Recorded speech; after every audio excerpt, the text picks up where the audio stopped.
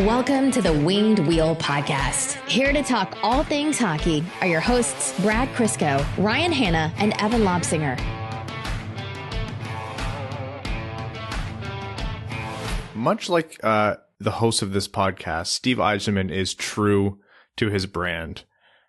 Absolutely nothing all day. I had tweets drafted. I had episode notes ready to go about an underwhelming trade deadline day. I had everything prepared to talk about, Glendening not moving and no bites on Bernier. And then it's not even the 11th hour. It's the 13th hour. Like after the deadline has passed, we're just getting the reports of what's in the hopper. And we find out that bombshell, biggest trade, of the trade deadline, biggest trade the Red Wings have made in God knows how long.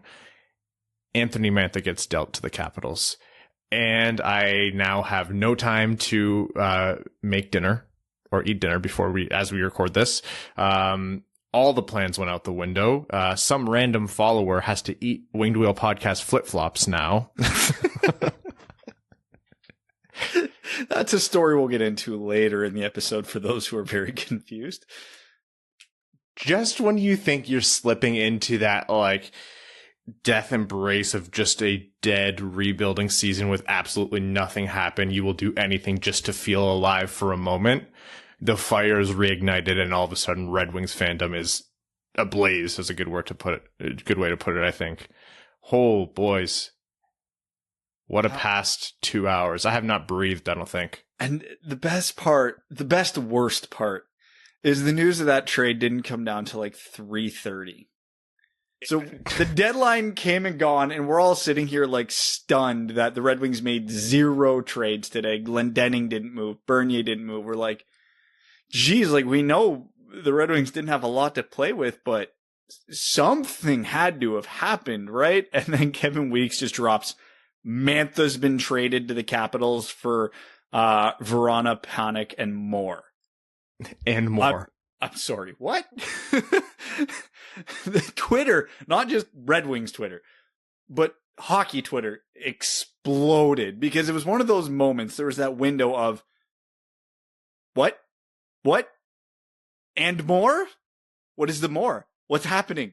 We need to know the more. It was a roller coaster of emotion that I don't think anybody fully properly processed, even to this point, because we didn't know what the return was initially. Then we got the return and we were happy, but then we remembered, we really like Anthony Mantha. This is sad. But then you dive into Jakub Vrana more and you're like, this helps. And it's and a first round pick, this is great. And then, the Capitals play in the East Division, so this first round pick could be around 20 if they get bounced in the first round. Wow, this is so much to process. And here we are, not even 2 hours later, and it's still just bouncing around my brain like a bouncy ball in a friggin' padded room. I think it would bounce less in a padded room, but maybe that's a good way to describe. I was going to go with a mental asylum joke, and then I was going to go with a bouncing joke, and it didn't work. It didn't really work on either front, honestly. What did you say to me? No, I was saying you should save Brad. He's spiraling. No, this is better. Actually, kind of helps my point of still unable to really process what happened. Yeah. Okay. Welcome to the Winged Wheel Podcast. This is our trade deadline recap edition. As you can tell, we are just as frenzied about this whole trade as you all are, but we are going to be here to recap first and foremost this trade, as well as all of the other trades that the Red Wings did and didn't make this trade deadline. And then if we have time, we'll take a look around the league and we'll see what time we have for overtime questions and everything like that. It might be a little limited today. But without further ado, I'm Ryan Hanna. I'm Brad Crisco. And I'm Evan. Evan, if you could calm down a little bit there. I think you need to maintain a little bit of professionalism on the podcast. For any new listeners, welcome. This is an exciting episode to tune into. Like I mentioned before, it's been a funny Red Wings season that way. While I have everyone's attention, though, I did want to very quickly say that while your ears are here, we want to talk about the Jamie Daniels Foundation. The more we talk about substance use disorder, the faster we can end the stigma and get support to those in need. The Jamie Daniels Foundation is a children's foundation initiative and was established in memory of Jamie Daniels and founded by Jamie's father, who you'll know as Red Wings lead announcer Ken Daniels, and Jamie's mother, Lisa Daniels Goldman. The foundation strives to end the stigma of substance use disorder and provides support to those struggling with the disease or who are in recovery. To learn more and support the Jamie Daniels Foundation, which we hope you do, visit jamiedanielsfoundation.org. All right, guys. Usually there's a little bit of a stepwise process to this because we haven't had an exciting trade deadline for the Red Wings like this in the past, but we have to start by talking about the very last trade that was made by Steve Yzerman. At the last moment, you have to imagine this was done with minutes or seconds to spare based on how late after the deadline it was announced. Anthony Mantha moved to the Washington Capitals, traded with absolutely no salary retained in exchange for a 2021 first-round pick, a 2022 second-round pick, Jacob Vrana, and Richard Panik. First thoughts?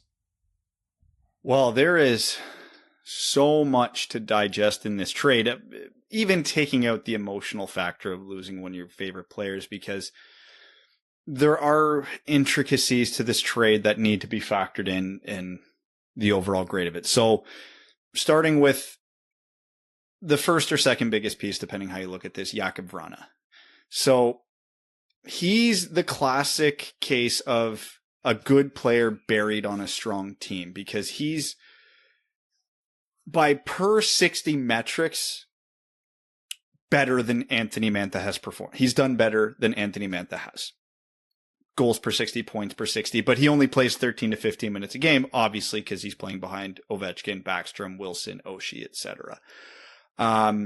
He has fallen out of favor with the coaching staff there. He has been healthy scratch this year. He is a very different style of player than Anthony Mantha. All that being said, he has had back-to-back 20-plus goal seasons. His career high is 25, which coincidentally is the same as Anthony Mantha. I think he and Mantha both have 11 goals this year, so all things considered, they're performing at about the same pace. Their point totals very similar over the last couple of years, including this season. The catch-22 with that is Washington Capitals are a much stronger team. Detroit Red Wings are a much weaker team. But that almost is balanced out by the fact how little ice time Vrana was getting and the fact that Mantha spent a good amount of his time playing with Dylan Larkin. So this could go a lot of ways. So you can prop each of them up based on certain statistics, and you can bring some of them down based on certain circumstances with where they're playing. So I'll write it off as mostly a wash. Mantha does get the added motivation of going to a playoff contender and a Stanley Cup contender.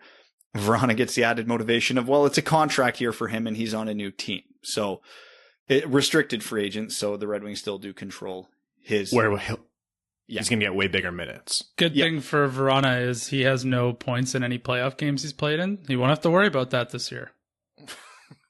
I could have sworn I just watched a goal of him scoring in the Stanley Cup Finals. I meant the past two. Did I not say that? Oh, okay. My bad.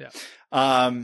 But either way, and Vrana, I believe, is 1 or 2 years younger than Anthony Mantha. I know he was the draft after Mantha. So 2014 first rounder, adding to a theme. So there's not that, the grand point there being there's not that much of a drop off from Mantha to Vrana.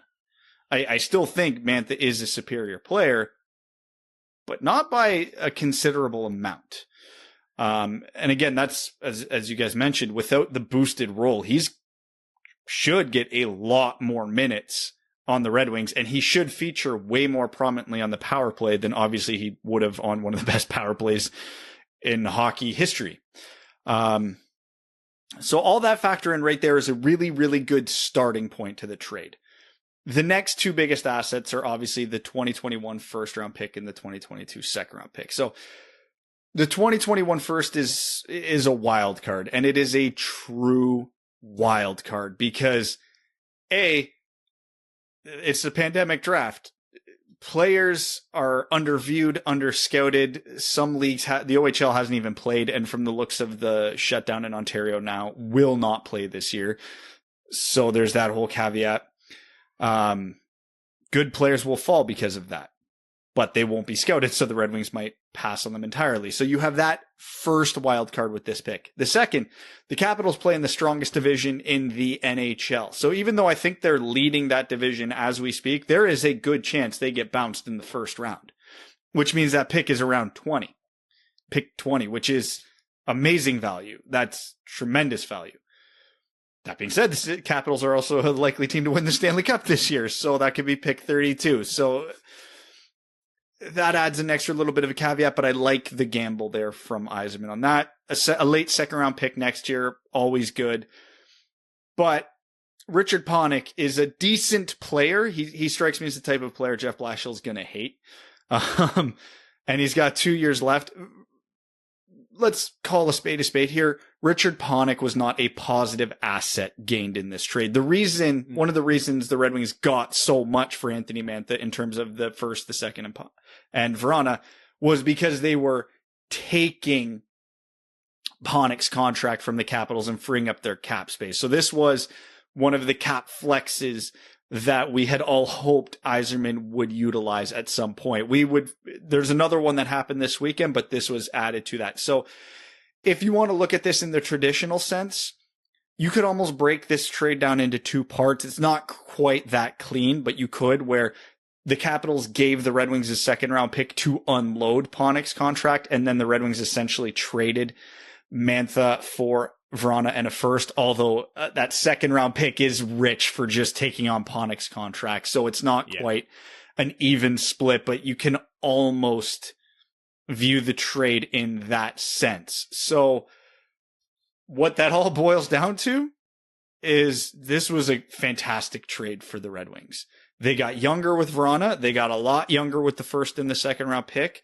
Hey, I think Mantha's going to go blow up in Montreal, and that's fine. Nobody should panic when that happens. He's going to be playing on a great team.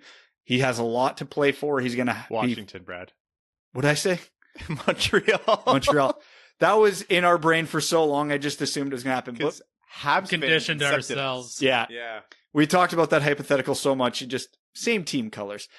He's going to blow up in Washington, and nobody should be upset or rattled when that happens. Yeah. It's expected. We've talked forever about, hey, Mantha seems like the exact type of guy that when the Red Wings make the playoffs, he could go on an absolute heater, because he's done that in meaningless games before. So obviously it makes sense he would do it in meaningful games. So if Mantha pops off for, 20, 25 points in a playoff run and the Caps win the cup, great. We're happy for Anthony. We should not be upset about that. That is a very likely thing to happen. We still have the two picks. We still have Vrana. Vrana, like I said, is younger, and the picks are obviously long-term assets. So great trade. I think Mantha's going to be happy, and obviously we as Red Wings fans should be very happy. Yeah. So this is a trade that we talked about a lot this season, especially kind of after the new year. It's something that Red Wings fans didn't really want to talk about last summer. And that's, to be fair, Mantha had just signed his extension. It was a great contract in terms of value, good team control, that kind of thing. And him being one of Detroit's most talented players, in terms of, raw skill level, it's not really a fun thing to talk about trading that player. Detroit doesn't have a lot of nice things right now. And so it's not exactly a comfortable conversation. But as we started to consider the timeline of the Red Wings moving forward, and, Elliot Friedman confirmed this on air today as well, that this was more of a timing thing with the rebuild. Yzerman expects the rebuild to progress well beyond when, Mantha is going to be in his prime. Once you bring all that in, this is just good asset management. It's a complicated thing to say. He definitely should have traded Mantha. I was kind of surprised, only because Mantha's obviously not having a great season, right? Yzerman acknowledged that in his presser. He didn't seem too pressed by it. He said, a lot of really good players are having bad seasons. A lot of really bad players are having good seasons. It's kind of all over the board here. But still, this, I think, is within range of what is a reasonable return for Mantha. I think you put it really well, Brad. Once you break it down into all of its components, and it's not so black and white, but if you spread it into those two pieces, where you get the first in Vrana for Mantha, and then the Red Wings get a second for taking on Panik, like, that's fantastic. It's not comfortable for Red Wings fans because they're still losing a great player. And you're absolutely right. Washington will probably bring out the best in Mantha. I hope they can tap into all the raw talent that kind of remained hidden for a lot of the time here in Detroit. But you cannot be mad at this return. You can't be mad at getting an extra first round pick. People are upset about the return? No, I don't think so. I'm just saying, like, for anyone who's a huge fan of Mantha, it's never an easy thing to get rid of one of your team's best players. I would have done it for Vrana in a second. Would you have, really? Yeah. I would, if that was the return, I would have rather have held out until next year to see if his play would jump back up. Yeah, I'm Wild West, baby. Just loose and loosey goosey. I just let it go. Me and Lou Lamoriello would be poker buddies. Well, I mean, presumably Lou would crush you. Yeah, you have too much. Sure. You have too much facial hair for it. Also true. Anyways, in short, I think it's a fantastic return. This is a return I would have been happy for if Mantha was having a better season. So this is really, really good from Yzerman. It turned what was going to be an altogether disappointing trade deadline into a great one and a really exciting one for Red Wings fans. Correct me if I'm wrong, but I expect Vrana to be flipped in the future too.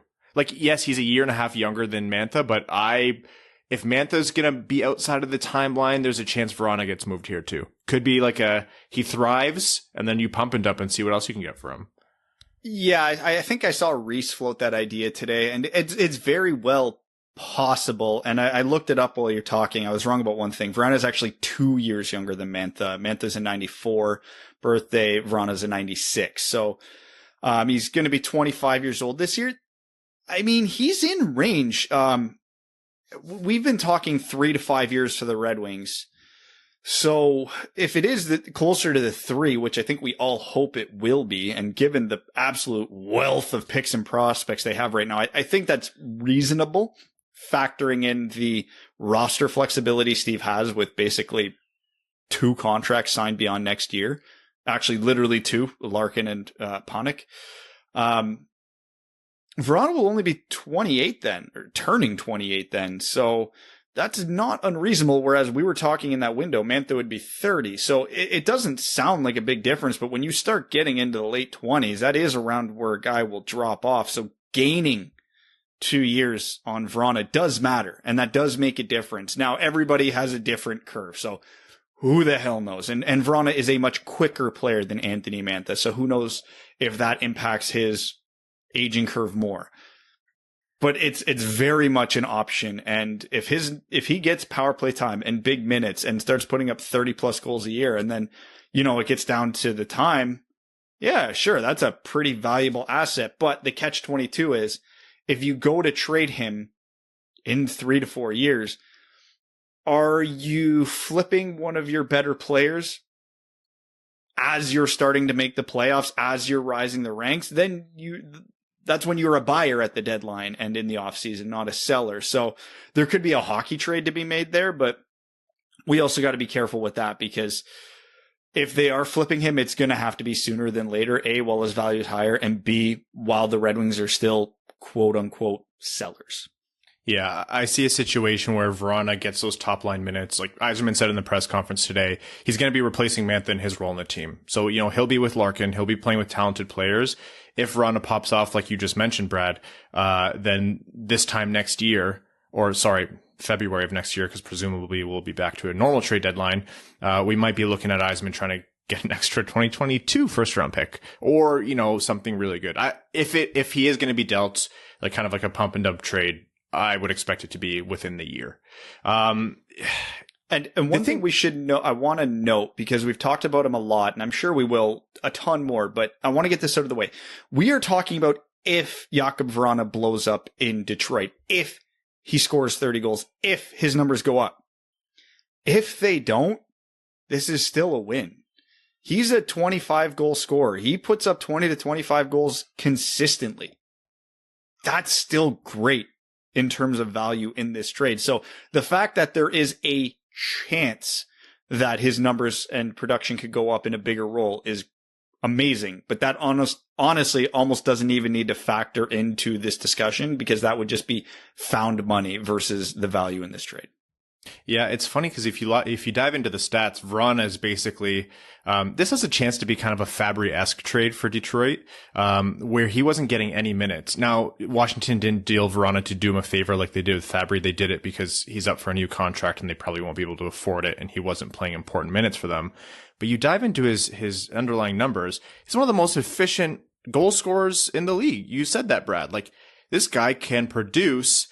Scaling up doesn't always work that way, which is why I think it's prudent, Brad, that you said, if is a big qualifier there and we shouldn't get too far ahead of ourselves. But, you're adding this kind of talent onto the first and second and, bottom six player that you acquired, which again, not the value add here.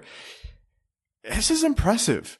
This is really impressive. And it's funny because I was ready for this episode to come in and have an honest conversation about what would have been a disappointing deadline from Steve Yzerman. There's a lot of people who say Yzerman gets too much blind praise. And up until this trade, I was going to say, like, this isn't a trade deadline worth praising. I think there were missed opportunities here. I'm kind of shocked that they didn't move Luke Glendening for anything. It's a weird year, and it's not like Detroit missed out on much, maybe an extra fourth or fifth or third at best, but it wasn't shaping up to be something good. But then you add the first, then you add the second, and then you add a player like Vrana. Man, this has a chance to be the Fabry situation. And I'm talking best case scenario here. I'm letting us do a little bit of pie in the sky because Red Wings fans don't get a lot of nice things. Jacob Vrana has a chance to be the Fabry situation on steroids. Like, this could be a Red Wings top line player or like top 4 player if he really grows into the role he's going to get on the Red Wings. I love that you said could, because based on his underlying metrics, you could make the case he's the best player on the team right now. Not actual. I don't actually think it's going to play out that way, but he's a no-brainer first liner for them right now. Again, this is all under the caveat we have to remember who our coach is and what his flaws are with personnel decisions, but I digress. I think Richard Panik's going to be an interesting case study here too, because they have him for 2 more years. He's a buyout candidate. He might be a flip candidate, and he has been horrifically inconsistent over his career. He has a 22 goal season under his belt. He's had seasons where he's been close to a half a point per game, but he also has seasons where he's like a 0.2 points per game type guy. He's not gritty. He's not a penalty killer by traditional sense, but he also doesn't produce in a top 6 role. So this one's going to probably hurt more than it's going to help, but hey, he's going to get more offensive minutes in Detroit. So that could be a bonus. Thankfully, the Red Wings have a ton of cap space, and his $2.75 million for the next 2 years after this one isn't going to really handcuff them at all. But yeah, you guys, just a quick note on that. It's $2.75 million through 2022, 2023. Yeah. You'll notice right now he's listed as 1.675. That's because he's assigned to the taxi squad. So that about $1 million off, is while he's on the taxi squad. So technically an AHL player. If he gets recalled, that goes up to the full 2.75. So for those wondering. Yeah. So you can bury his contract in the AHL and save almost half of it if it goes really poorly, which, given the style this coach likes to employ and the type of player Richard Panik plays, it feels like oil and water to me, but it doesn't matter all that much. So before anybody panics about that. And then we get into, so you have the Vrana possible home run there. The Panik, let's just pray this doesn't go too poorly. You've still got 2 really good picks after this. What'll probably be a late second round pick in 2020 and somewhere between pick 20 and 32 in this year's wild card of a draft. And that could be in a normal year around those picks. You can get good value. That's where the Red Wings got Joe Veleno. So this, if the scouting department doesn't screw this up, this could be an absolute boon for the Red Wings long term. Evan, you asked me who doesn't like this trade. Presumably it's Mika in the background. She's lost another one of her favorite players. So that's actually Hank, and this is what we get for recording before their bedtime for once. It's mayhem out there. Yeah, I was going to ask you, Evan, what your thoughts are on the trade, but you just said you would have taken way less. So presumably you're over the moon. Yeah, I've always liked Vrana's game a lot. I think he's got top tier speed. He's got a great shot. Yeah, I really like it. And, you know, we can thank the Twitter Mantha haters for getting this trade done. Holy shit, I'm so happy we don't have to hear about that anymore. Hold on. No, they get no thanks for this because they were doing their best to absolutely tank his trade value, and Steve Yzerman got a good return in spite of them. Don't give them any credit, Evan. Anyways, yeah, I really like the trade. It sucks to see Mantha go because obviously he's a fan favorite, but I think he's going to pop off in Washington. So I think, you know, at the end of the day, it might be a wash. Like Washington fans will be okay giving up Vrana in a first if Mantha pops off, and the Red Wings fans will be thrilled that they got Vrana in a first and a second round pick. Yeah, and what I want to say here to close out maybe the Mantha topic is, personally, and I think all three of us here kind of feel the same about Mantha, that this is a super talented player leaving the Red Wings. You know, it's not going to be easy for the Red Wings to adjust to that. Was he having the best year? No. Was he still one of the Red Wings' most talented players? Probably best pure goal scorer. Yeah, absolutely. Like, this is a guy with a ton of talent who a lot of it at times kind of remains untapped. And I think you're both right. I think Washington will bring out the best in him, especially with the other players he'll be able to play with there. You know, the greatest goal scorer of all time. He's a great play driving player who has all of those abilities, and he'll be missed in Detroit. I know not everyone's a fan of him, so if you don't like him, by all means, you know, cheer that he's gone, whatever. But for me and for us and for a lot of Red Wings fans, at least, you know, Anthony Mantha will be missed.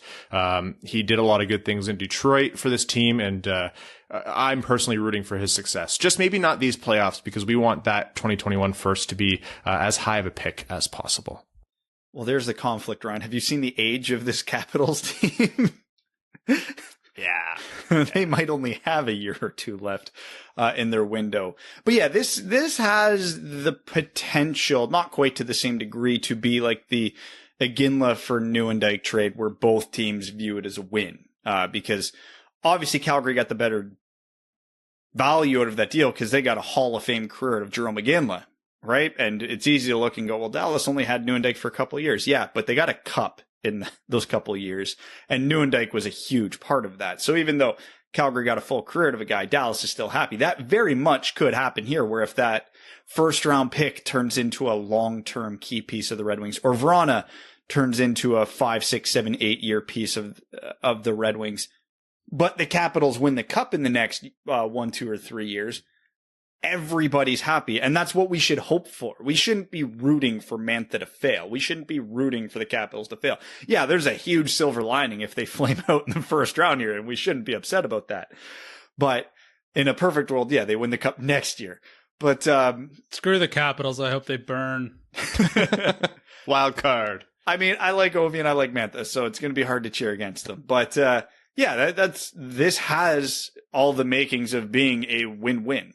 Now, this could go a lot of ways for both teams. If the Capitals never get out of the first round again, obviously it's a massive failure for them. If the Red Wings whiff on that first round pick, or Vrana regresses severely, well, then it's a big failure for the Red Wings. I don't think either of those things is very likely, but it's a trade. You don't know until you know. So it's why you play the game. All right, very quickly here, we're going to do letter grades. How do you rate, or how do you grade this trade? I'm going to give it an A. I don't see a reality they would have got much more than this. Given the circumstances of the pandemic, a quiet deadline, Mantha having a bad year, the relatively soft market overall. I mean, this was way better than I was expected. It's sure as hell better than a first round pick in Jake Bean. I'm going to come in at A- here. That might be, I think maybe shying towards A would be a little bit more fair, but I'm going to go A- just for the skeptic's point of view. I mean, giving any kind of A isn't skeptical, but Vrana will really have to kind of progress and play well. And that first round pick could be anywhere from pick 20 to pick 31. So whatever it is, or in that range. So there's a lot of variables here. I would have loved if the first round pick was in 2022. a little bit of a stronger draft. Obviously that would have been a much bigger ask, but all in all, we're talking about an A return, any kind of A return for Mantha. I'm thrilled. So yeah, I'll go with a conservative A minus. Yeah, I'll say A and then conditional depending on how Washington sort of does. But I mean, when you're making those trades, you can't control that. So I don't really see how the Red Wings could have gotten more in this circumstance. I would have taken Connor McMichael. That would have been nice. But, you know, that's probably not on the table for Washington's perspective. So I'll give it an A. I thought it was a really strong return. All right, we're going to jump into the other Red Wings trades here. Let's talk about the first one that happened a few days ago on April 9th. That was Colorado reacquiring their old defenseman Patrick Nemeth, 50% salary retained by Detroit in exchange for their 2022 fourth-round pick. Basic trade here. We talked last episode, GMs love familiarity, so we're not surprised to see Joe Sakic bring back Nemeth. Red Wings retaining salary on that was to be expected. Lots of teams tight to the cap. The flat cap world has made for a dull deadline before the Mantha trade, honestly. Fourth round pick is nothing to write home about, but it's about what we thought the range would be in a super low price buyer's market. So yeah, I mean, fair bit of work. I wasn't over the moon about it, but I also wasn't mad about it. It's about what you'd expect. Given that Nemeth wasn't one of the guys I was thinking was going to end up getting traded, and how much of a depth piece he is, and how, quite honestly, easily replaceable a guy like he is, getting anything for him felt like a win. So a fourth round pick, it's going to be a late fourth round pick because it's Colorado's own fourth round pick, isn't all that substantial, but it's Red Wings have been rebuilding for a while now, so we've been beating it to death. Late round picks are darts. Get more darts. You only need to hit on one of them for it to all be worth it. So I think the Red Wings have 5 fourth round picks in the next 2 drafts. That gives them a roughly 50-50 chance of hitting a usable NHLer in the fourth round, which seems like absurd odds, but yeah, if you only have 2 fourth round picks, you have a 20% chance. So this is what it's about. And I don't think anybody's really going to miss or even notice that Nemeth is gone, honestly. But hey, it's a good trade, and I'm happy with it. It's just crazy to me that Colorado needs to add on their defensive core. Like, they have the best D core in the league, and they're still adding. Good luck to anybody who has to play them in the playoffs. Yeah, for real. It's very much like what Toronto did, which maybe we'll have time to talk about. They have no more want for scoring. They're like, we have all the scoring we can ask for. We just need a guy who plays pure defense. I'm going to disagree with you, Brad, that you might not notice he's gone, but I'm going to do it in a minute here after we're done talking about John Merrill. Yes, when we look at the whole picture, we're going to notice a difference. But yeah. Nemeth on his own, to use the old quote, isn't a needle mover. So how do you rate this trade? I don't know. What's standard? What's the most average passing grade you can get? C+, B-? That's what I give it. It's par for course. Anything below a B- is generally unkind. So yeah, I think a B- is the right one here. Or you can give it an F for fine. It was really fine. I believe that comes in a stamp, and it's just your face. It costs 1 cent. You need to cover the entire envelope in those stamps. All I took from that is Evan referred to my face as fine. So thank you, Evan. That's not what I meant, but whatever works for you, Brad. Oh, I don't care. I know what you meant, but I'm not taking it that way. All right, Evan, before we talk about Brad taking anything from you, your letter grade on the Nemeth trade. It was fine. It was fine. Okay, and that relates to this next trade, because Nemeth obviously really staunch 5-on-5 defender. The Red Wings also moved another staunch 5-on-5 defender in John Merrill. No salary retained, but he was only making $925,000 in exchange for Montreal in exchange for Ottawa's 2021 fifth-round pick and prospect and nephew of current Red Wings assistant GM Hayden Verbeek. Yeah, this trade was, I think, the beginning of the moment of the trade deadline where I thought oh, this isn't going to be fun. I'm sad that we were right that this is not going to be a fun deadline for Red Wings fans at all. So what are your thoughts? Well, what would the NHL be without a little bit of nepotism to start off? So just to get it out of the way with Hayden Verbeek, he's a non-factor. AHL depth. If he turns into anything more than that, the trade's a home run. He was just, I literally think this was just a favor to Pat Verbeek. Montreal clears out some money and he gets to go play with his uncle. Cool. That's fun. So that's all I'm going to talk about with that. Now, it's worth noting that this was Ottawa's 5th round pick and not Montreal's, obviously, because that pick is going to be very, very, very close to the Nemeth pick, although I think different drafts. So it's essentially a 4th round pick. And in the 2021 draft, it's a scattershot draft. Good players are going to fall due to lack of exposure. So it only takes one team accidentally guessing right on a player and hitting a massive home run. So that is worth noting for the wealth of picks the Red Wings have in the 2021 draft. But all that leads me to, I did think Merrill was a far superior player to Nemeth. So the fact that he got a lesser, not by much, but a lesser return than Nemeth was surprising to me. The only tiebreaker I think here was that the Red Wings were willing to retain salary on Nemeth, which bumped up the pick value they got a little bit there. I thought, truthfully, if you had, locked me in a room and forced me to bet on what Merrill would be worth, I would have said a 3rd. So it's about a round and a half late from what I thought they would have got for Merrill. But again, overused word, it's fine. He's a depth defenseman, even though he's a really good depth defenseman and harder to replace than Nemeth. It's still fine. It's another ball in the hopper, another roll of the dice, whatever you want to call it.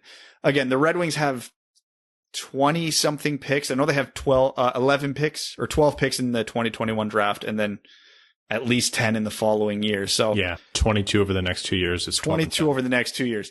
They're going to hit on a few of those outside of the first round. Not many, but they're going to hit on a few. And if they only hit on a few, that is still worth every trade they made to acquire those picks. So in the bubble, I don't like this Merrill trade, but in the grand scheme, yeah, it's fine. Yeah, I'm not going to lie. Like the Verbeek thing aside, much like, another player we're going to talk about, that's just a filler. It's moving contracts. It legitimately doesn't matter. Is what it is. The 5th was low for me. I thought Merrill was one of the best 5-on-5, more underappreciated pure 5-on-5 defenders in the league this year, and the numbers back that up. The guy suppressed offense from the other team at a rate that was among the upper echelon of like pure defensive defensemen. He came in at $925,000. We talk about the flat cap and how that makes it hard for guys like, for example, Mark Stahl to move, or Jonathan Bernier, or guys where, it's might be a few million or 4 million or whatever. If you have a guy coming in at 925,000, I don't know. A 5th isn't enough for me. A 5th wasn't enough. You're right, Brad, in that the grand scheme of things, like, yes, that it doesn't really matter too much. But to me, if he's not moving for a 3rd, or you're not packaging him up in a bigger deal, that's a super disappointing trade for me. Like and this is a personal thing because he's got the sickest, dirtiest flow in the league and he's absolutely hilarious. So that'll be missed in Detroit. But, I think Montreal got a steal here. I don't want to say he's not a needle mover. He's maybe not a needle mover in Detroit, but he certainly is for a team that's trying to contend. Like, you want Merrill playing really important defensive minutes for your team. Like, he does it well. He doesn't generate much by way of offense, but I think 5th was too low. All of that said, nothing about the market behaved rationally this year. I get that. And maybe teams just weren't offering more than that. And I get that. That's fine. It's going to happen, but that doesn't mean it was a good trade in the end. I think both things can be true. It was terrible circumstances, and I think it was a poor value trade. I'd honestly give this trade a D+. I think this is maybe the worst trade Yzerman has made since he came to Detroit. I view this as worse than the Regula for Perlini trade, honestly. I think what makes it worse is that I would have liked this trade better if it was just for Victor Mete straight up, who Montreal lost to Ottawa on waivers. Yeah, because admittedly, even we were tweeting about it this morning and talking about it like, hey, we hope Mete makes it far enough on the waiver wire for Detroit to claim him. Ultimately, he didn't because Ottawa had a higher pecking order in the waiver selection and they took him. But Detroit wasn't going to be submitting a claim on him because they could have just had him yesterday. Just, oh, you want to unload this contract to save some money? We'll take him. He's a worthwhile gamble because in my mind, Victor Mete is a worthwhile project. The Detroit Red Wings defense, though improved this year, is still slow as all holy hell. And Victor Mete is a phenomenal skater. So that alone was probably worth at least toying with, but it is what it is. Yeah, I'm going to be a little more optimistic and Jordy Ben only got a 6th round pick, and looking around at what depth defensemen were going for around the NHL, this wasn't far off what the results were. David Savard aside, because that guy just, that was a reputation trade. But yeah, I'll go C-. Not claiming Mete probably bumps it to a D+. I think when I saw the trade, I just said, okay.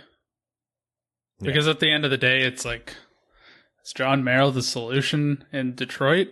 No. Is a 5th round pick likely going to turn into a top 6 forward? Probably not. Or is top 6 player on the Red Wings? Probably not. So it's irrelevant. But Montreal was sure happy to get him for a 5th. Yeah. It's like it's simultaneously nothing to cry or lose sleep over if you're a Red Wings fan, but it also I thought was maybe a bit of unnecessary help from Marc Bergevin. That maybe is just coming from spite towards the Habs in general. Well, Jeff, I was thinking about this. I was like, Jeff Blashill's got nowhere to hide now. Yeah. Before we get into the next trade, the last trade to talk about, and then the trades Detroit didn't make, that's a really good point, Evan.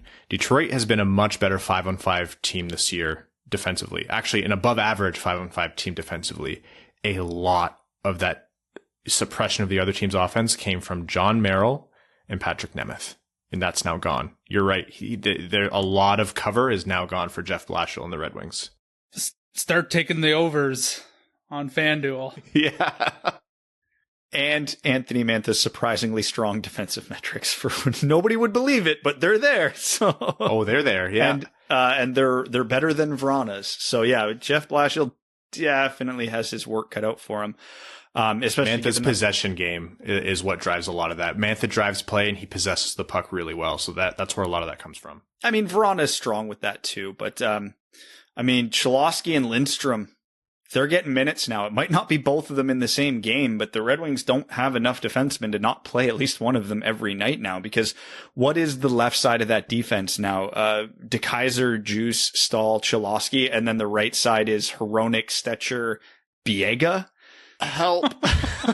Say a prayer when you go to bed tonight. I mean, forget Jonathan Bernier not being traded because it sucks for value. This poor guy is going to have shell shock over the next 13 games. Heads up, Buffalo, we're coming. Again, because individually, Merrill and Nemeth are not unbelievable players, but those were the 2 strongest defensive players on this team, maybe with Troy Stetcher in that conversation with those 2. So it's just Stetcher now. DeKeyser's a shell of his former self. Stahl, though he's playing better than he did at the beginning of the year, is still not good. Christian Juice, for as much as we like him, is not strong defensively. Troy Stetcher is still battling injury. Filip Hronek is hot and cold this year, more cold than hot in the defensive zone. And Alex Bick is just not good. This is gonna get ugly. If the Red Wings put up super strong defensive metrics in these final 13 games, yeah, I think we probably will and should look at Blashill in a bit of more of a positive light. Not that it absolves the last 5 years, but it will be a good testament for him. Yeah, and it's important to note this is all by design. You know, we're laughing and we're saying, "Oh, this is going to be so bad," but this was all what was to be done, right? Like this was how you're supposed to move forward. This is what you wanted Yzerman to do. Rebuilds suck. We've said it time and time again. They're painful. It's not an easy up and down process. Like there's a lot of dips. It's brutal, and this is just the pains you have to go through. Well, like every year, like, you know, you're accumulating draft picks, and there's going to be a whole nother crop next offseason of NHL players who you can insert into the lineup. And given the team is basically all UFAs, you just build the same Red Wings team, but you have a better idea of where you are with your prospects. So it might be doom and gloom right now, but you can totally reload those veteran positions in the offseason. All right, last trade here to talk about for the Red Wings, and this was a 3-team trade. I'm going to talk this through, and I'm going to highlight a couple key points before we go into analyzing the trade itself. Brad, you want to jump in here? Can you please just summarize this by what each team received and not the stupid, complicated bullshit transactions that led to it? Because that just confused the hell out of everybody. First time I started reading it, I got 3/4 of the way through. I just put my phone down. I was like, I'll wait till this makes more sense in a simplified, readable version. Yeah, exactly. Okay, so the subject for this trade is Columbus trades David Savard to Tampa Bay and Detroit helps.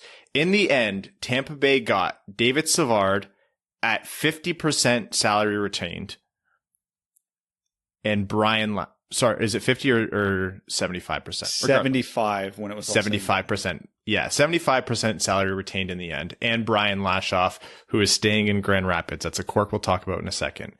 Columbus got Tampa Bay's first-round pick in 2021 and their third-round pick in 2022. Detroit got a 4th-round pick from Tampa Bay in exchange for retaining 25% of David Savard's total salary. So what they did was essentially move Savard through Detroit. So Columbus retained half of his salary, and then Detroit retained half of that, so 25% of his overall salary, and then he went to Tampa Bay. The way the process shook out on the transactions was that like Lashoff was traded for like a first and something else. That's not what happened, guys. Lashoff, I know, he's popular in Grand Rapids. He's a captain. We're all happy he's staying there. He was not a value add in this trade. It was literally just about moving a contract. He was a filler at best. It's not an insult to Lashoff, but Detroit didn't get a 4th for Lashoff. Detroit got a 4th for retaining just over $1 million on David Savard's salary. That's it. Yeah. Tampa literally said, you can keep him. We will have him on our books, but you can keep him.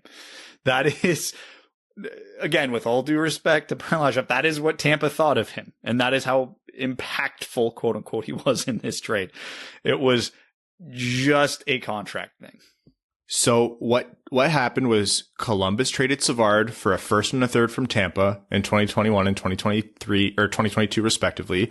Tampa gets Savard and the rights to Lashoff, even though they kept him in Detroit. And what Detroit did was they ponied up just over $1 million in cap space and said, we'd like to buy a 4th-round pick for helping this deal along. Tampa got a cheaper version of Savard and Detroit got a 4th-round draft pick. That was the price.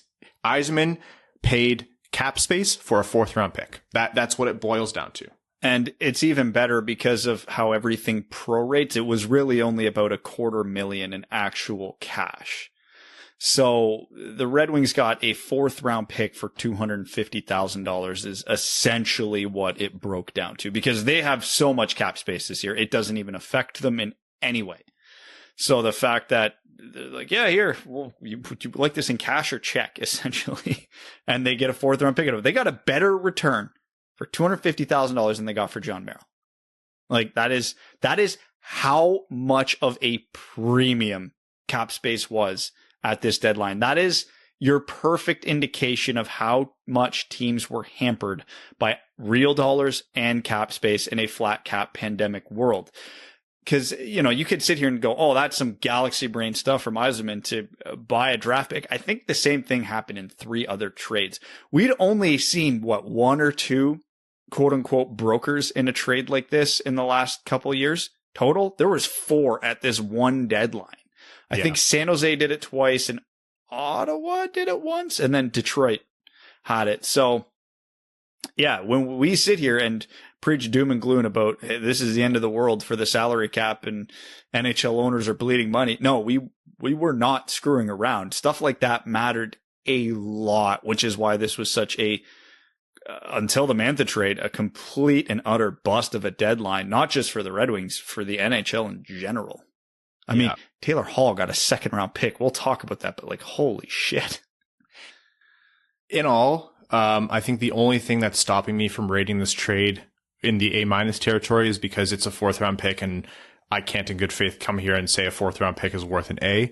This is B+ because I think the methodology and the way Yzerman flexes cap space, which we said on our preview episode, that is the best asset Detroit has to trade, their cap space.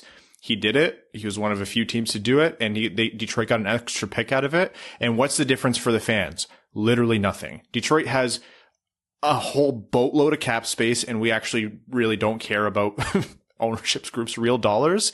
So Yzerman gave up something that he has a ton of, isn't using, and got a free 4th round pick. That's the way I see it. B+, great work, Yzerman. I'm happy it happened. And when you look at what I think this was, of all the deals where, you know, quote unquote, it was just a team retained salary and then flip the guy, I think the 4th was the highest pick anybody got too. So he got better value, because I think the rest were 5th round picks for doing the same thing, if I'm not mistaken. Yeah, I'm just looking it up now. It's a little tough to find just the way it's all listed. I mean, for me, it might be oversimplifying it. He got the best value of everybody that did it, and he literally got something for nothing. How is that? That's an A for me. He got something for nothing. It's San Jose got a 5th. They also got a 4th. Detroit got a 4th. Yeah, it kind of moves through that way. Yeah, you're right. It's generating an asset out of thin air. They could use this pick now to trade up in the draft. They could just take a player with it. It doesn't matter. It's free. It's like signing a college free agent. Yeah, you have to commit a bit of dollars, but you're getting something for nothing. So if they use this pick and a 3rd round pick to bump up in the 2nd round pick, it's essentially like they just took a 3rd round pick and turned it into a 2nd. If they pick a player with it, cool, free player. Everybody wins. All right, quick letter grades before we jump into a transition here for this trade specifically. I'm going to say an A. It's something for nothing. There's no downside here.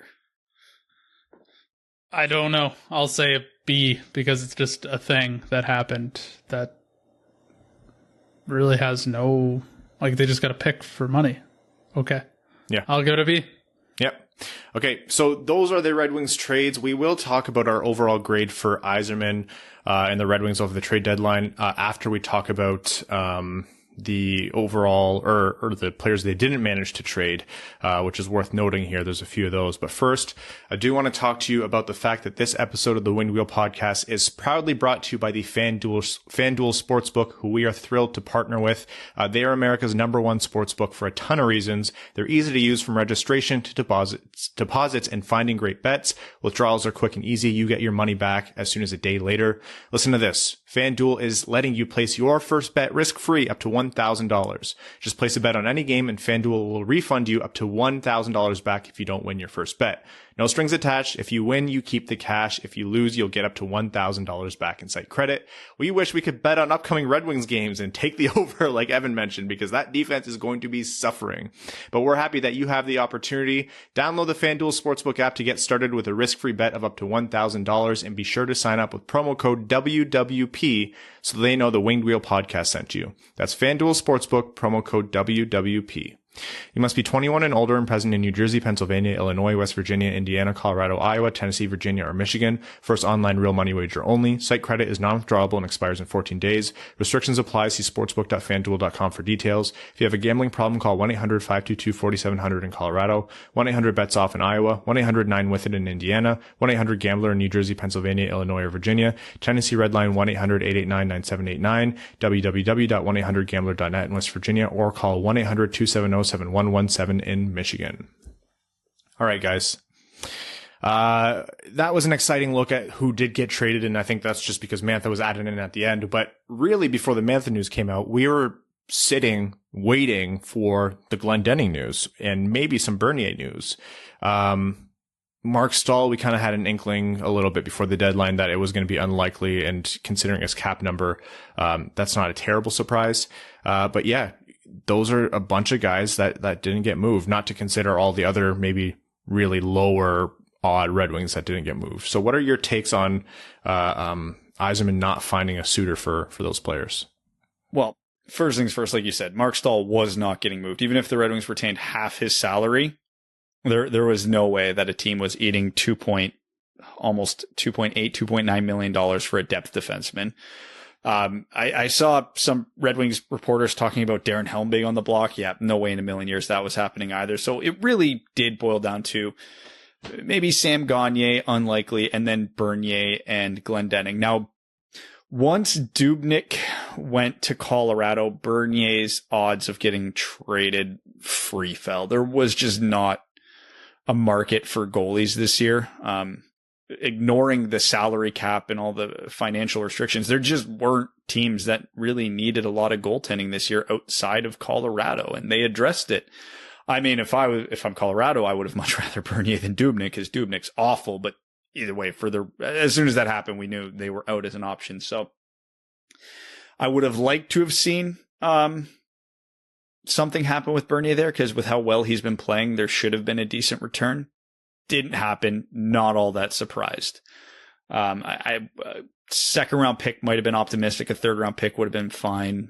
Anything beyond that, I'm not that upset about it. I would rather re-sign him and keep him at this point than take a fourth or later for him. The Glendening one legitimately surprised the hell out of me.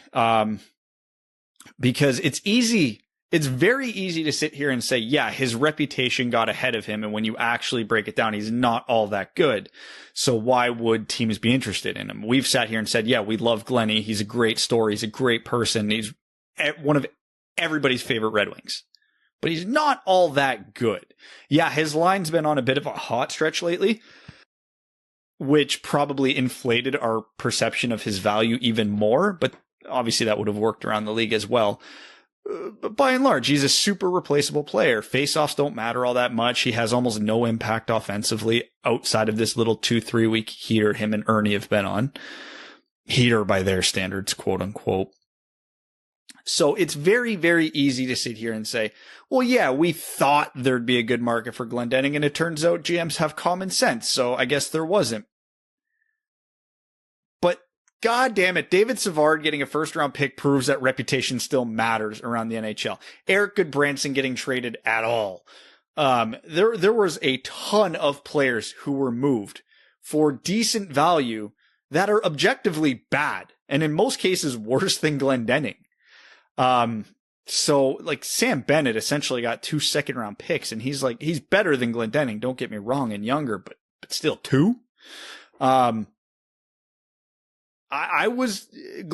was the one that I'm like, okay, I'm actually stunned he didn't get moved. In a bubble, I am not surprised because he's not that good. But given how reputation works around the league and how much teams overvalue players like him, I am actually surprised. Yeah, the Mantha deal really kind of saved this deadline. You're right about Bernier. Goalies are weird, and that is more about the market for the goalies than anything else. When teams are buying goalies, they want to buy depth goalies for cheap, and they're more willing to pay less to get a worse goalie and hope he just gets hot at the right time than maybe pay for someone more proven. Is that the more prudent way to do it? I'd say no. I think Bernier could be good for a lot of teams, but that's tough. I can't really harp on Yzerman or any GM for not being able to move a backup goalie effectively at the deadline. Is what it is. Stahl, yeah. I was hoping the reputation would come through. I even predicted, I think he'll be one of the ones that gets dealt, but we saw how tight things are and how little people were paying. Even if he did get moved, it would not be better than a 6th in my mind. Not too pressed about that. Same goes for Helm. Not a good player, replacement level or below replacement level player at this point for the Red Wings, let alone the rest of the NHL, whatever. The Glendening one surprised me and disappointed me. I thought, yeah, Glendening on objectively isn't that great. I was hoping the face-offs reputation would coast a little bit. I was hoping the Red Wings would be able to get something. He was one of those guys where I was like, I get that the market might not be as hot as we got excited about. Like there was talk about a sweepstakes, and there was talks about a bidding war. That obviously didn't transpire. Otherwise, we'd be seeing a 2nd or a 3rd plus for Glendening come through. But I'm still dealing Glendening for a 4th or 5th. Just something to add there, push it to 2022. But I have a hard time believing there's nothing like that out there. It really, we'll see what Yzerman does with Glendening in the offseason. That'll probably help us divine a little bit more about how he feels about the player. Cause if he re-signs him, that'll probably say, yeah, he wasn't going to move him for a nothing pick or a super low pick. But yeah, I thought not moving Glendening definitely was in the failure column for me. I thought that was, disappointing. And, if we weren't talking about Mantha, that'd be the main story about this, is the players that weren't moved. A couple fourths and a 5th round pick is what the Red Wings got outside of the Mantha deal. And to me, that's not a strong deadline. So, to be fair, it's not far off what we were expecting, because I think you guys were predicting last episode, I think 2 trades overall for the Red Wings, and I picked 3. Yeah. So it's in line with what we expected. Yeah. So definitely. it just was not who or how we expected it, which is fine. And that's the nature of it. One of the arguments I saw for not trading Glendening was, oh yeah, you can bring him back next year, which I'm betting they're going to do. And it's all right if they do it. But he's not a guy that you quote unquote should have passed up on a 5th round pick for just to bring him back. He's an all right player who fills a role. I'm certainly not upset with him centering the 4th line as he is now. If the Red Wings were contenders, I'd be upset about it because, again, he's a replacement level player by and large. But yeah, he's not a guy you have to sign. So if the best offer was a 5th round pick, you take the 5th round pick. And if Glendening loves Michigan like everybody says he does, cool, resign him in the offseason. That's always an option. You can still trade a guy and bring him back. It doesn't happen often, but there's nothing in the rules that say you can't. So if they sign Luke Glendening to an extension tomorrow, great. That's no, as long as it's not too much money or too much term, that's awesome. Nobody's upset. If you did that to pass up on a 4th or a 5th round pick, yeah, that's bad. If you did that to pass up on a 6th or 7th round pick, yeah, whatever, who cares? That argument can be made for Bernier, though.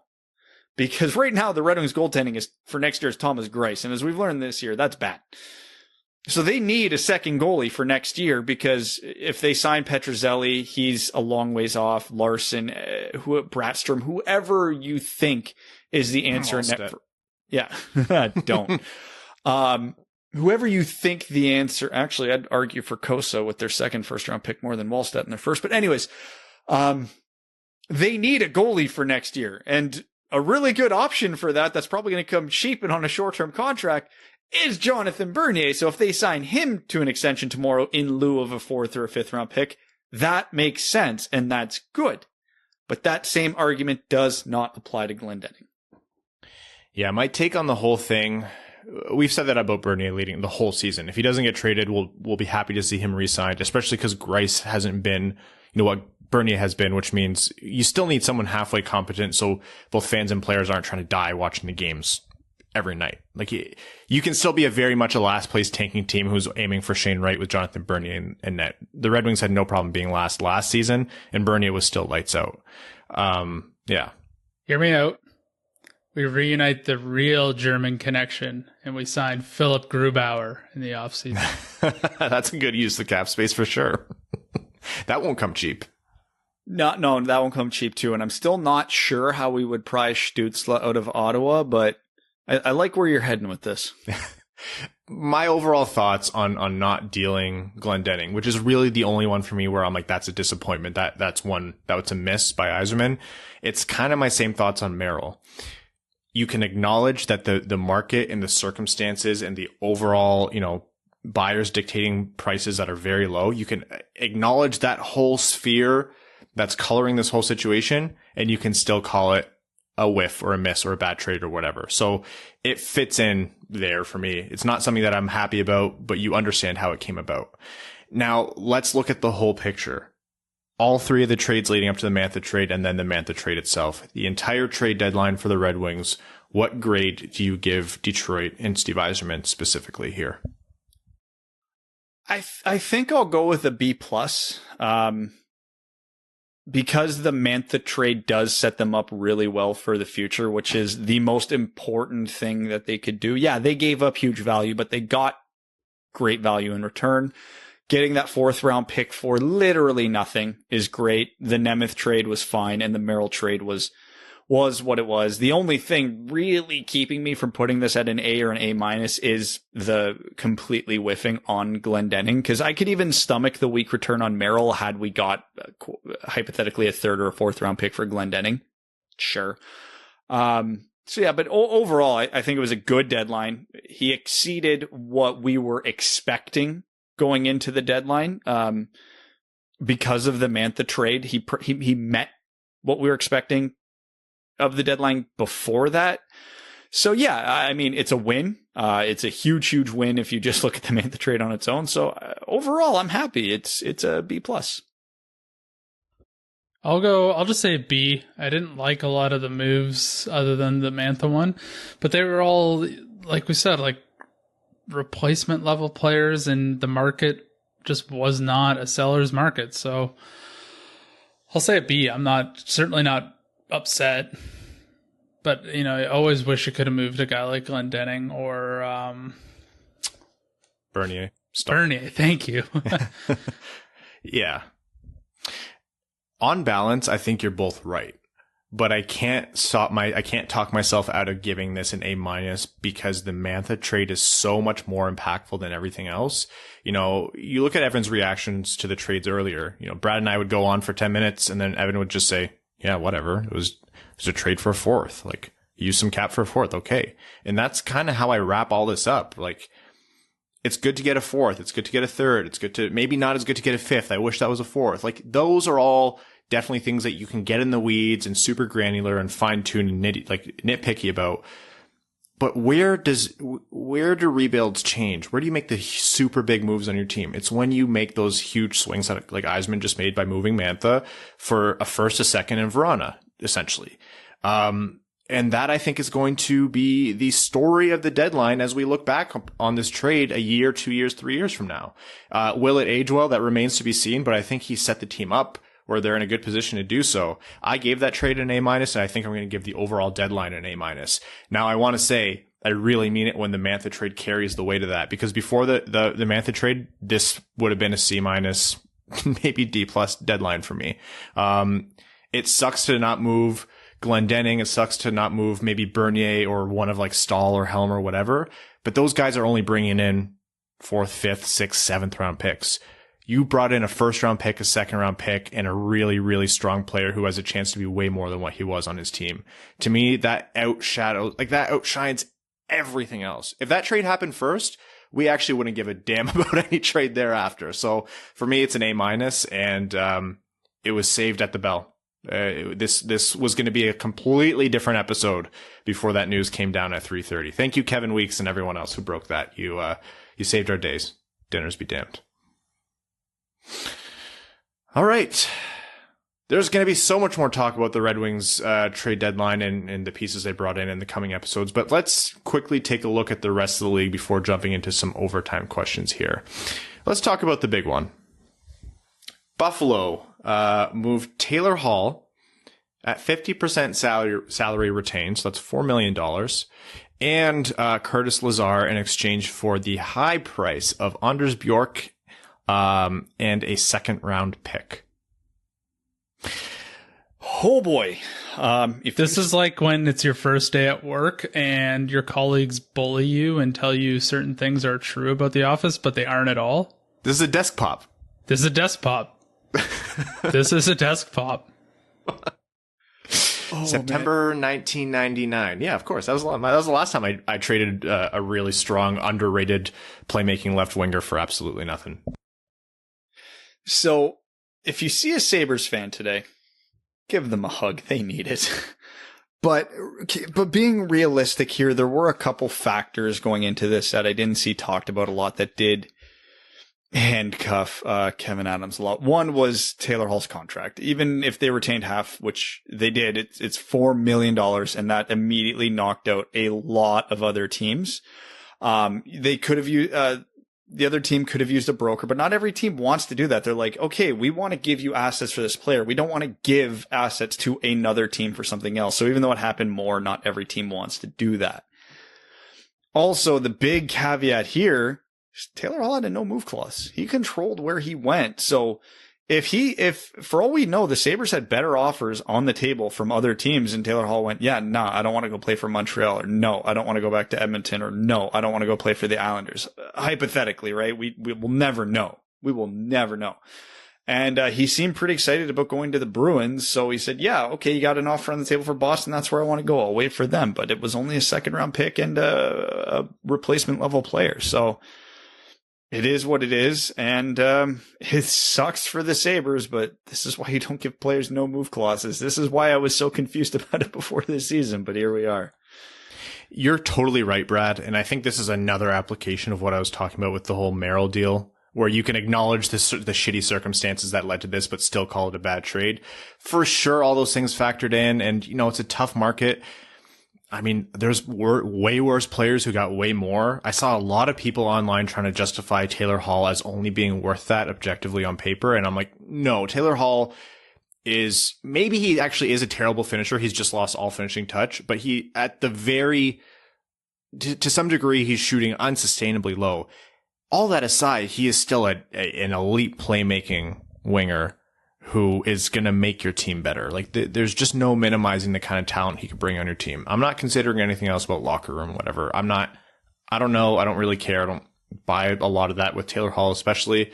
But regardless, yeah, you know, Buffalo, you missed on this one. Kevin Adams missed on this one. And maybe it's because his hands were tied. Maybe it would have taken the world's best general manager to catch the world's worst general manager on a right day to get the proper value out of Taylor Hall this year. You're right, Brad. A lot of those circumstances led to it, but it's just, in the end, Buffalo does not come out looking good. They don't really come out a Taylor Hall's worth better for this, especially with the 50% salary retained. I don't know. This was a bum trade. Like, this sucked for Buffalo.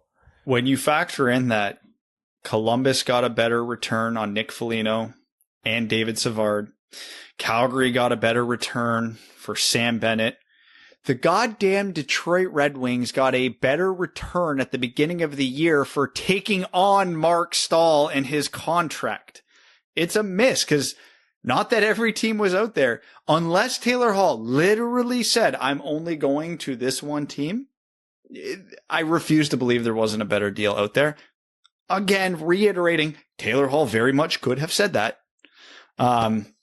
It's a huge, huge miss. And, you know, props to Boston for making it happen, because they're on the lower end of the East Division playoff teams right now, but this instantly boosts them up a lot, because Taylor Hall, despite his unsustainably low shooting, is still driving play. He's still really good. He was still the best rental available on the market. And, yeah, you know, Sabres lost as the Bruins gained. So as much as we can all laugh at, Adam Ernie has 5 times as many goals as Taylor Hall, I don't think that's going to last in Boston. Something tells me him playing with good hockey players and regressing to the mean is going to do wonders for the rest of his season. And he gets to play Buffalo, I think, like 6 more times, so that helps your stat line too. Oh my God, they're paying him $4 million to dunk on him 6 more times for the rest of the year. Doesn't Boston play Buffalo either tonight or tomorrow? Yeah. And Taylor Hall said he was driving to Boston to play against Buffalo. So that man bet the over. Bet the over. Whatever fit prop bet FanDuel has for whoever scores first goal of that game, put all the money on Taylor Hall. It's just such a weird year, and a lot of this is just out of so many people's hands, but yeah, it just didn't turn out well. This next trade we're going to talk about is, I think, a lot more of a story-driven one, and I think it's a lot more interesting to dive into, because I saw a lot of opinions, and I don't know, I'm kind of torn. Toronto, with the help of San Jose, essentially got from Columbus Nick Foligno and Stefan Noesen, I think I'm saying his name right. Nason. For a first this year, a fourth this year, and a fourth in 2022. And it's important to note that Foligno comes in at 1.375 as opposed to his full contract. So Toronto paid. They gave a late first, which is what their first will be this year, and 2 fourths to get a salary retained Nick Foligno, who, let's be real, they're not bringing him in to score. They're bringing him in for the grit and the defense and the character, the callous, the thing that they've been missing in the playoffs, if you're going to believe first name bunch of numbers Twitter. Or in all honesty, like, this team has been pushed around a lot. So I don't know. What are your takes? It's the boomer window, baby. This is the boomer window. This is the team all the boomers and all the blue collar lunch pail guys wanted. This is it. So I don't want to hear about any of that bullshit after this season if they don't win. And you know what's going to happen is Toronto's going to either win it or go on a run and get really goddamn close. Austin Matthews is going to pop off at 2 points per game. Mitch Marner is going to, set the NHL record for assists in a postseason run. And yet they'll be like, oh yeah, see, we got Nick Foligno and Wayne Simmons and we finally got it done. Even though, two of the best players in the world are likely going to be the ones that carry them. But I digress. This is the type of trade I like because I get to shit on the Leafs. This is a terrible trade for the Leafs. If they're like, oh, they finally got their grit player, that player that they were looking for. Wasn't that what Wayne Simmons was? Why? You don't need another one. Nick Foligno's not a bad player. Offensively, he's washed up. There's nothing there anymore.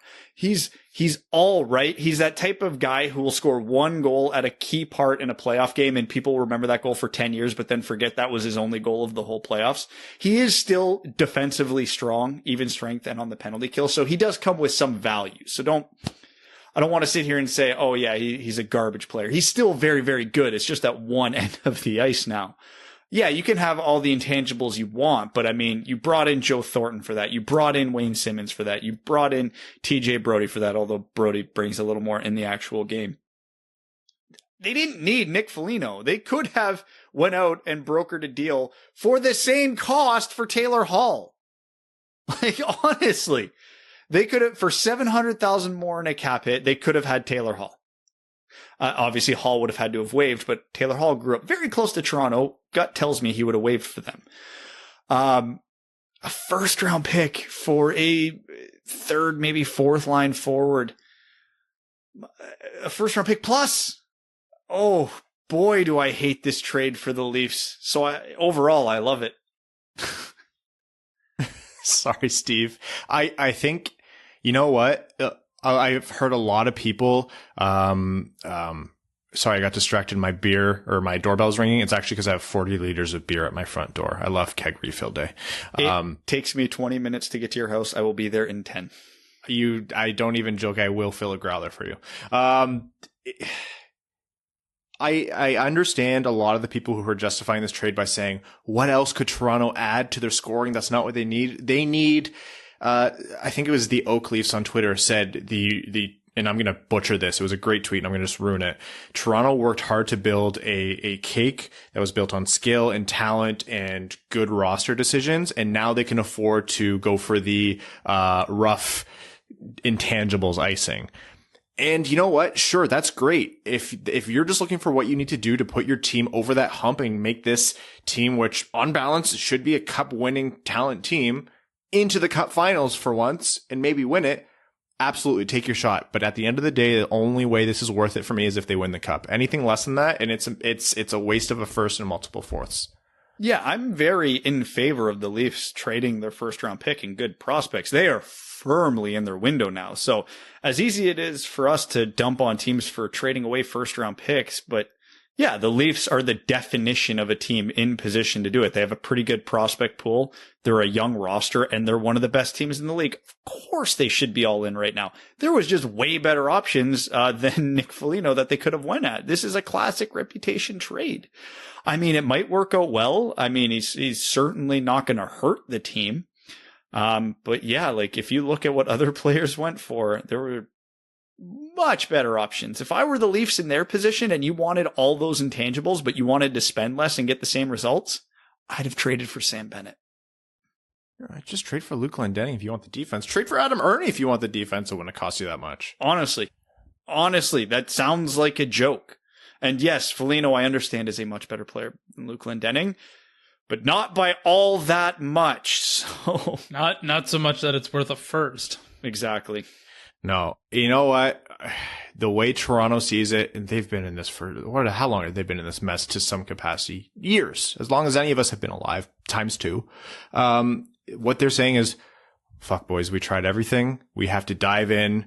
both feet head first, and that's what they did. Respect. I don't know if that's going to work out. I don't know if Foligno will be the difference maker, but hey, if they're lifting a cup, they don't give a shit at the end of the day. And there's another theme that will probably lead us into what I assume is going to be the next trade you want to talk about is when you dive into Foligno's analytics, the numbers do tend to back up his reputation of being an offensive black hole, but very strong defensively. So again, it could be a reputation trade or there could be something there. Another guy that got a first-round pick based on his reputation was David Savard, who also had zero offensive input, but very good defensive metrics. It's almost like they both played for a very good defensive team under a very defensive-minded coach. So curious to see how they both work out in a different system. Do you guys want to cover any more trades before jumping into overtime? Because I do want to take some time to answer some questions here. Sure. David Savard trade, bad for Tampa Bay, which makes me happy. And, Sam Bennett was surprising. The rest of the trades, I don't give a shit about. Yeah. Okay. We're going to jump into overtime. We're going to take as many questions as we can today, guys.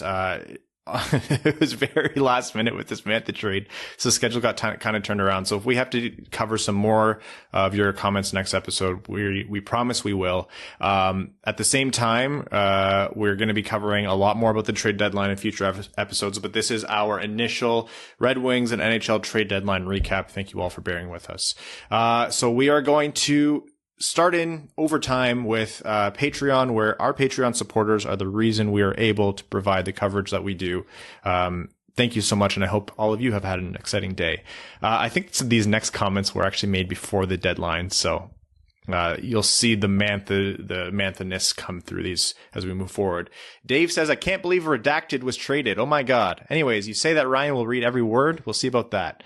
And then it's a riddle. Or a tongue twister. So Dave, I'm going to hold off on reading that this time just for the sake of time here, but I'll try it another time. Evans Fetish Incarnate says, I'm kind of impressed with the deal Stevie has done. I hope something big happens today, but even if they don't, it's been successful. Please say my full name. I will not be saying your full name today. I think that's quite enough of it. Evan will punch me through the screen. AJ Voss says, in the end, who do you think ended up being worse for this team? Ken Holland, Tyler Wright, or Mike Babcock? To clarify, I'm not trying to scapegoat any of them. Everyone knows there's a lot of factors. I'm just curious who you think did the most damage. It's probably the answer, not the answer everybody wants to hear, but it's Tyler Wright. He had a lot of shitty drafts as the Red Wings head scout. And when the Red Wings starting a rebuild, the draft is more important than everything else. It doesn't matter if you have 100 picks or 10 picks. If you whiff on most of them, it's going to slow down your rebuild. That 2017 draft for the Red Wings, where I think they had 11 picks and was really their first true draft in the quote unquote rebuild, where they acquired picks for it, had a top 10 pick, was an unmitigated disaster. 2018 redeemed them. 2019's not shaping up all that great beyond Seider, but we'll see. Actually, I'm lying. Johansson was good. Wait, 2019 was Seider Johansson, right? Doesn't matter. Doesn't matter. Tyler Wright is my answer. The theme draft from the Rasmussen draft makes me say Tyler Wright. North Moto says, Wings have had some bad lottery luck and trade deadline luck. Green, now Ryan. Feeling okay with the moves. I think it's safe to say we know why Stevie's stuck with Ernie. What trade deadline deal did you get the most excited about over the past 20 years or so? The Mantha one. Yeah. If we want to exclude today, I'll say the Tatar trade. Brad's anger manifested said, in regards to the draft and specifically games played, is it better to draft somebody from the NCAA or somebody from another league like the SHL where the player has played more games and you have a better sample size? Well, it's tough to draft from the NCAA and the SHL because so few draft eligible players play in those leagues because you have to be a late birthday to play in the NCAA. This year, though, I do think we are going to see a lot more, players are going to get bumped up because they have more exposure. Guys who played in the OHL or the Q or the WHL will probably fall towards the top of the draft just due to the uncertainty. Like you'll see, hypothetically, a William Eklund get drafted ahead of a Dylan Genthert just because there's more certainty in what you've seen there. But as you creep out of the sure bets, you might start to see more gambles on OHL players. Like I've seen Francesco Pinelli hypothetically ranked anywhere from 6 to 45. So if your team is sitting there in late in the first round, that's maybe a gamble worth taking, even though he's barely played this year. Barry C did a good job of outlining that in response as well. La Plata Peak says, is there any way the end of a hypothetical but likely Toronto-Montreal first-round series doesn't result in a GM being fired? Yeah, if Montreal wins, I don't think Dubas gets fired. Oh, yeah. Agreed. Adam Ernie Stan Club says, I love Steve Yzerman. Can't wait to see what Verona can do on a line with Luke Glendening and Franz Nielsen. Big J 1066. He says that, but... Big J 1066 says, first year listener, new supporter. Big J, welcome to the Winged Wheel podcast family, and thank you for the support. He says, thank you guys for the pod. My question is, with Mantha gone, I'm now in the market for my next Wings jersey. Previous jerseys were Mantha number 39 and Nyquist number 14, which add up to 53. Is it Mo Sider time? I absolutely think it's Mo Sider time. And he'll be the next prospect up. So yeah, I think that's a great pick. Yeah, why not? I just got my Larkin jersey in, and I don't know who the next one is either. It might be Sider, might be Raymond, might be Zadina. Zadina would be a good one. Vincent Saladino says, I was thinking that Yzerman needs to make more of a splash at the deadline. A couple of fourths and a fifth were not much, and at 3 o'clock I checked if any more trades happened and saw nothing, so I figured it was an uneventful one. Saw the Mantha trade, and my mind is currently blown. I didn't think he'd be traded. Sorry for the rambling, just want to share my thoughts. Keep up the good work, gentlemen, and Brad. Lars, the prophet of the towering behemoth, says, with Mantha spending time this season looking like he got the Ryan O'Reilly, I have fallen out of love with the game look. It may have been time to move on. When it was first reported as Verona panic as the return, with maybe more coming in, I was rattled, but holy crap, what a haul. Should the Wings go for Linus Ullmark, who isn't accepting Sabres contract proposals this offseason? At 27, he'll be good for about 5 to 6 more seasons. Perfect to tutor Wallstedt when he comes in. If they don't bring back Bernier, yeah, that's probably an ideal candidate because he is good. Hasn't done a ton in the NHL yet, which means he'll come in reasonably cheap. So that could be a half decent bet. Asher Killian says, I think we unquestionably won the Mantha trade. The return is great, even if each piece comes with a caveat. The first is in the wrong year. Both picks are effectively end around. Verona is going to be pricey to sign, etc. I hate that the trade had to happen and blame Blashill for destroying the will to play for so many developing talents. I look forward to Mantha blossoming into the new Ovi in Washington. 3 quick questions. Verona's already at $3.35 million. Will he cost more than Mantha's $5.7 million times 4 years to keep? No. I don't think he'll get that contract. Panic's due about $2.7 million each for 2 more years. Does he figure to be anything more than a warm body on the fourth line here in Detroit? I don't know. He might eat some minutes for Detroit. It really depends on what guys the Red Wings bring in next season to fill, because there's a ton of roster turnover coming with all the pending UFAs. We'll see what happens. Panik is skilled. There is talent there. It's just he does not use it nearly enough. Does Panik project to be flippable for anything at all in a future deadline? If he finds himself thriving with the Red Wings, maybe, although it's not something I'd put a lot of hope into. View it as a Mark Stahl situation, though not as aggressive as Mark Stahl. Benji, who's going to eat some of our merch, says, will Mantha score 35 goals or next year and over 65 points? Also, what merch do you guys sell that's the easiest to eat? Any of those winter hats with the big puff ball on the top? Those balls are my favorite. This is my favorite, easily my favorite thing that happened today, where I forget what the exact tweet is. He replied to one of my tweets saying, if the Red Wings make a big deal, I will buy some WWP merch and eat it. And of course, I saved that receipt. So as soon as it happened, we brought it back up. And yeah, Evan suggested flip-flops, and I think I'm on board with that. Someone mentioned flip-flops worn by Evan, and unfortunately those sell for hundreds of dollars on the black market. So yeah, my OnlyFans subscribers get first dibs at those. Yeah, Brendan, you talk about Evan's fetish incarnate. It's actually reselling his worn flip-flops. That's what it is. So there's your next Patreon name. Will he score over 35 and over 65 points next year? I'll say no, just because he might not get the minutes to do that with all the talent in Washington. Yeah, the big thing in terms of Mantha's goal total that we have to keep in mind, in Detroit when Mantha was on the ice, he was the trigger man on the power play. he most certainly will not be that guy in Washington. So that's probably going to hurt him more than it helps. Yakaruta says, while the Glendening deal never materialized, we got a nice consolation prize when Yzerman robbed McClellan blind. Are we sure that the Capitals are not employing Chiarelli and or Milbury? You know what? I actually don't think it was that bad for Washington. It could work out really well for them.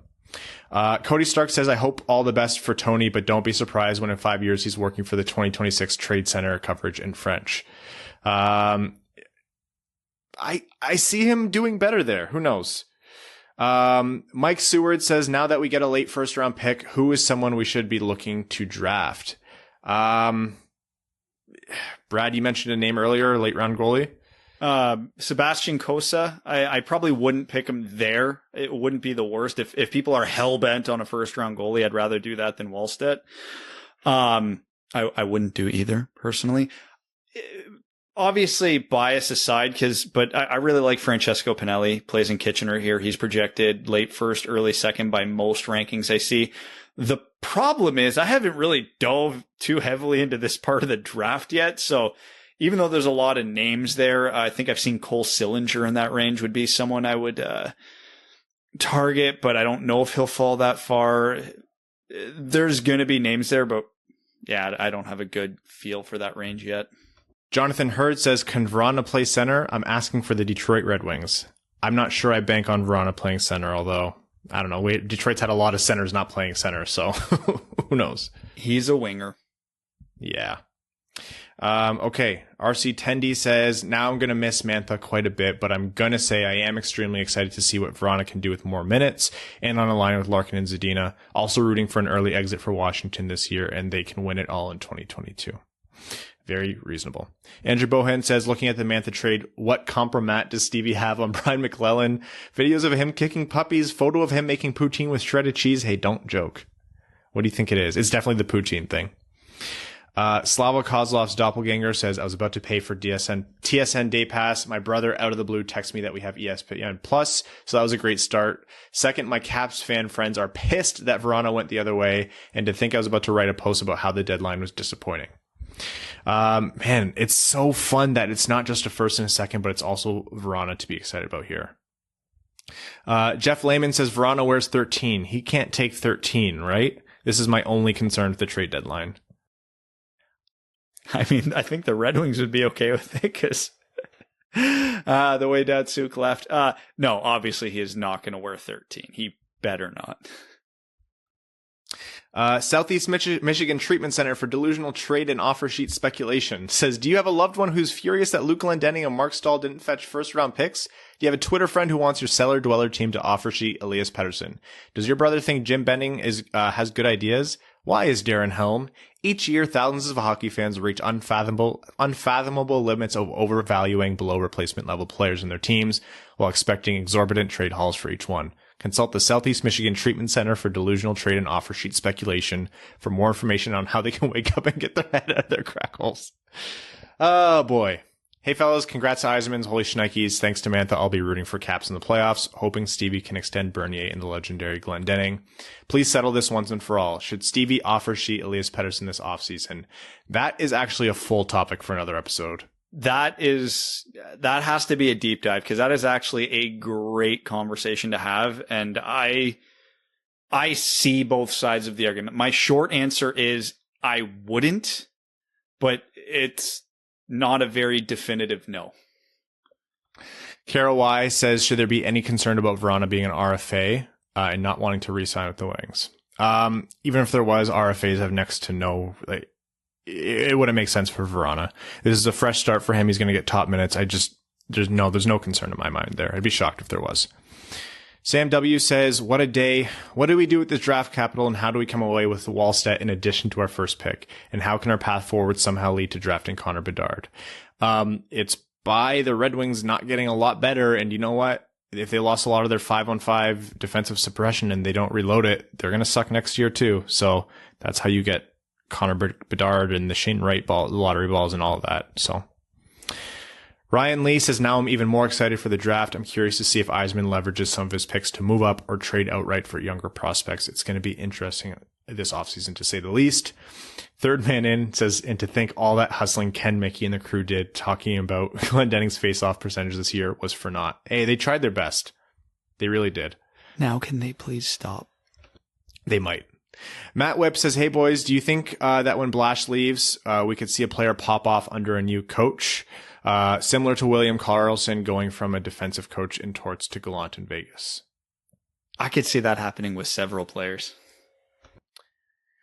Okay, time for some Reddit questions here before we wrap up. I know Evan has a very important meeting. He's being interviewed to be the new GM of the Washington Capitals, although, we might have to match the offer. Klostmatic says Zadina and Vrana is now the ultimate checking line. Yeah, that's good. They just need the center. We just got to shell out for Hurdle. That's fun just for the sake of it. GP BRDLL 133 asks about how does this trade and all the others that happened affect who we protect for the expansion draft. That's a bigger topic that we'll cover in a future episode. Russell 18 says, my knee-jerk reaction to the trade was to look at the prospects ranked in the 20s this year. How are you looking forward to prospect profiles for the vast array of players we could take with that pick? Hey, our offseason just got made a ton more fun. Yeah, we're going to have to, we kind of dipped our toes into the prospect profiles the last couple of weeks. Yeah, we're going to have to go heavy now because quite legitimately we might have to cover upwards of 45 to 60 guys. Buckle up. Evan, pick a number from 1 to 3. 3. I forgot you do that. I forgot I have to mix it up. Gorsh King says, what would it take for the Wings to take on Price or Bobrovsky's contracts? I think it'd be a win-win for both teams. We need a longer-term solution until we get a prospect ready. If this deadline is saying anything, that would be the biggest King's ransom the Red Wings could ever walk away with, how much it would cost to unload those contracts. Like, if this deadline is setting the prices, I am not doing that for anything less than a high first round pick or the team's best prospect plus, right? Like, I can't believe we live in a world where past Vezina and Hart winner and another past Vezina winner, you have to give us assets to take their contracts. But I agree. I wouldn't touch either of them with a 10-foot pole unless it was a top prospect and a first coming back, because they've both already started to drop off. And in Price's case, it's been happening for a couple of years. So methinks their trajectory isn't up. So you're going to be eating a huge cap hit for what will likely be pretty bad goaltending for the majority of that contract, whichever one you take. All right, guys, we're going to wrap up there. What a trade deadline this has been. This does not mean the end of our coverage or our discussions on the trades that transpired both in Detroit and across the NHL. There's plenty more to talk about, but only so much time in the day. So we're actually going to be back with you on Thursday, and then we'll be back to our usual Sunday, Wednesday schedule. So stay tuned for that. We'd like to thank everyone who has tuned into our trade deadline coverage. All new listeners, welcome. Enjoy the insanity. What a great time to come in. We're just going to kick up our draft prospect profiles into high gear. We've already done a few of them. Farewell to Anthony Mantha. And until next time on the podcast, thank all of our listeners, our name level sponsors, Arjun Shankar, Brett Bailey, Terry, driver of Evans Folkwagen, Taylor Tagel, Yves Bartels on behalf of the Sarah Grand Foundation, Brandon M, Citizen High Five, Craig Kibble, Evans, let's call it Flip Flop Fetish Incarnate, Greach, Hana Lee, Hassam Al-Qassem, Jacob Turner, Jake Kiefer, Jeremiah Dobo, Joe Santangelo, Kalen Wood, Cody Stark, Kyle Hashman, Luke Johnson, Matt McKay, Matthew M. Rice, R.A., Ryan Hubbard, Scott Martin, Zach Spring, Andrew Bohan, Sam Bankson, another former junior goalie turned golfer, Antonio Gracias, Connor Leighton, Evans Bingo Card, Fine, Crisco, Jeremy Brocker, John Evans, Joseph Minama, Josh Yelton, Kevin McCracken, Quaz, Matt Keeler, Southeast Michigan Treatment Center for Delusional Trade and Offer Sheet Speculation, Stan Olson, Trevor Pevavar. Thank you all so much. What a trade deadline. Until next time. Thanks for tuning in to the Winged Wheel Podcast. Be sure to check out wingedwheelpodcast.com, where you can subscribe to the show on iTunes, Spotify, or wherever you get your podcasts. You'll also find links to other ways to support the show, such as Patreon, official podcast apparel, and more. And don't forget to follow the show on Twitter at Winged Wheel Pod. And of course, the hosts at Brad Crisco, at Ryan Hanna WWP, and at Hockey Town Evan.